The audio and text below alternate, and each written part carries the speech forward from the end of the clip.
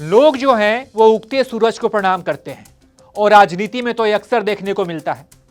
दुष्यंत चौटाला की party JJP यानी कि जन नायक जनता पार्टी ने हरियाणा के अंदर भाजपा के साथ गठबंधन तोड़ लिया, लेकिन इसका असर भाजपा की सरकार पर नहीं पड़ा, यानी सरकार प्रदेश में भाजपा की ही रही। इसका मतलब यह हुआ कि हवा और माहौल भाजपा की तरफ है।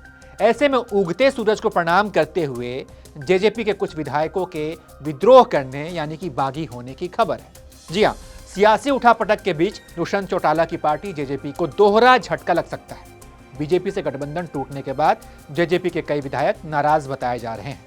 चौटाला की पार्टी में टूट की संभावना बढ़ गई है। बताया जा रहा है कि जेजेपी की बैठक में उनके 3 विधायक नहीं पहुंचे।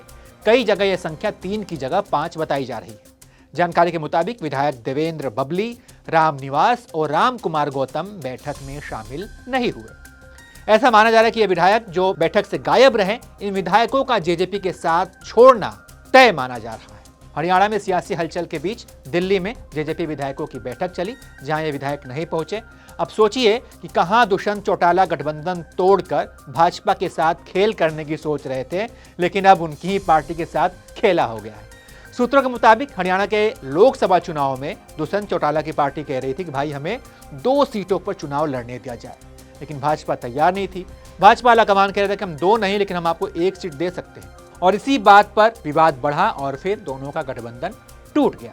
अब कहा जा रहा है कि आगामी लोकसभा चुनाव में बीजेपी प्रदेश नेतृत्व सभी 10 सीटों पर चुनाव लड़ना चाहती है। प्रदेश बीजेपी का इसके पीछे तर्क यह है कि हरियाणा में मौजूदा वक्त में सभी सीटों पर उनके सांसद हैं, इसलिए सभी सीटों पर उनकी ही पार्टी चुनाव लड़ेगी। हरियाणा में जेजेपी अपने तरफ से अलायंस तोड़ती, उससे पहले ही मनोहर लाल खट्टर ने कैबिनेट भंग करने का निर्णय लिया और अब नई सरकार में जेजेपी को साइडलाइन कर दिया गया।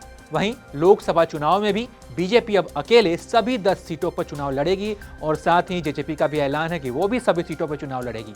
इस गठबंधन के टूटने का असर लोकसभा चुनाव पर क्या होगा, आप अपनी राय कमेंट कर बताइए और तमाम अपडेट्स के लिए आप देखते रहिए एबीपी लाइव।